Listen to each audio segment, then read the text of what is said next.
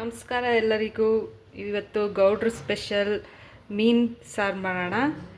ಇವಾಗ ಗ್ರೈಂಡ್ ಮಾಡ್ಕೊಳ್ಳೋಕ್ಕೆ ಕಾಯಿ, ಕಡಲೆ, ಒಣಮೆಣ್ಸಿನ್ಕಾಯಿ, ಬೆಳ್ಳುಳ್ಳಿ, ಟೊಮೆಟೊ, ಈರುಳ್ಳಿ ಮತ್ತು 5 ಸ್ಪೂನು ಬೇಳೆ ಸಾರಿನ ಪುಡಿ ಮತ್ತು ಹುಣ್ಸೆಹಣ್ಣು ರಸ ನಿಮ್ಗೆ ಎಷ್ಟು ಬೇಕೋ ಅಷ್ಟಕ್ಕೆ ಹುಳಿ ತಕ್ಕಂಗೆ ಮತ್ತು ಒಣಮೆಣ್ಸಿನ್ಕಾಯಿ ಕಲರ್ ಬರೋಕ್ಕೆ ಹಾಕೋತಾ ಇದ್ದೀವಿ. ಇದಿಷ್ಟು ನಾವು ಗ್ರೈಂಡ್ ಮಾಡ್ಕೊಳ್ಳೋಕ್ಕೆ ಹಾಕೋತಾ ಇರೋದು 1 kg ಮೀನಿಗೆ. ಇವಾಗ ಪಾತ್ರೆಗೆ ಎಣ್ಣೆ ಹಾಕ್ಕೋಬೇಕು. ಆ ಎಣ್ಣೆ 2 ಸ್ಪೂನ್ ಎಣ್ಣೆ ಹಾಕ್ಕೋಬೇಕು. ಆ ಎಣ್ಣೆ ಕಾಯ್ದ ಮೇಲೆ ಈರುಳ್ಳಿ ಹಾಕ್ಕೋಬೇಕು. ಈರುಳ್ಳಿ ಬ್ರೌನ್ ಕಲರ್ ಬರೋ ತನಕ ಫ್ರೈ ಮಾಡಬೇಕು. ಫುಲ್ಲು ಈರುಳ್ಳಿ ಘಮ ಘಮ ಅಂತ ಆಗಬೇಕು, ಘಮ ಘಮ ಅಂತ ಇರಬೇಕು. ಇದು ನಮ್ಮ ಮತ್ತೆ ಸ್ಪೆಷಲ್ ಫಿಶ್ ಸಾಂಬಾರ್. ಗೌಡ್ರ ಕಡೆ ಹಿಂಗೆ ಮಾಡೋದು. ನೀವೆಲ್ಲ ನೋಡಿ ಮಾಡ್ಕೊಳ್ಳಿ.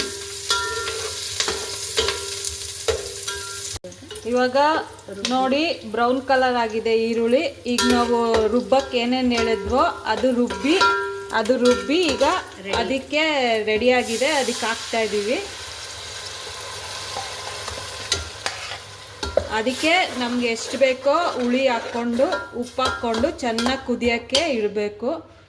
ಅದು ಚೆನ್ನಾಗಿ ಕುದ್ದಿ ಎಣ್ಣೆ ಬಿಟ್ಟಾಗ ನಮ್ಗೆ ಎಷ್ಟು ಅದಕ್ಕೆ ನೀರು ಬೇಕೋ ಅದು ಹಾಕ್ಕೊಂಡು ರುಚಿಗೆ ತಕ್ಕಷ್ಟು ಉಪ್ಪು ಹಾಕಬೇಕು. ಸಾಂಬಾರನ್ನ ಕುದಿಯೋಕೆ ಬಿಡಬೇಕು. ಅದು ಎಣ್ಣೆ ಬಿಟ್ಕೊಳ್ಳೋ ತನಕ. ಆಮೇಲೆ ರುಚಿ ನೋಡಿ ಮೀನು ಹಾಕ್ಕೋಬೇಕು. ಇವಾಗ 4 ಸ್ಪೂನು ಹುಳಿ ಹಾಕ್ಕೋಬೇಕು. ನಾವು ಸ್ಪೂನ್ ಲೆಕ್ಕ ಹಾಕ್ಕೊಂಡು ಈಗ ಹಾಕ್ತಾಯಿದ್ದೀವಿ 4 ಸ್ಪೂನು. ಆಮೇಲೆ ಇನ್ನೂ ಉಳಿಬೇಕಂದ್ರೆ ನೋಡ್ಕೊಂಡು ಹಾಕ್ಕೊಳ್ಳಿ. ಜಾಸ್ತಿ ಹುಳಿ ಆದರೆ ತಿನ್ನೋಕ್ಕಾಗಲ್ಲ, ಅದಕ್ಕೆ ಮೀನು ನೋಡಿ. ಇವಾಗ ಇದು ಈ ಥರ ಕುದೀತಾ ಇರಬೇಕು. ಹಿಂಗೆ ಕುದೀತಿದ್ರೆ ಸಾಂಬಾರು ಆಗಿದೆ ಅಂತ. ಈಗ ಈ ಥರ ಕುದ್ದಾದ್ಮೇಲೆ ಮೀನು ಹಾಕ್ಕೋಬೇಕು.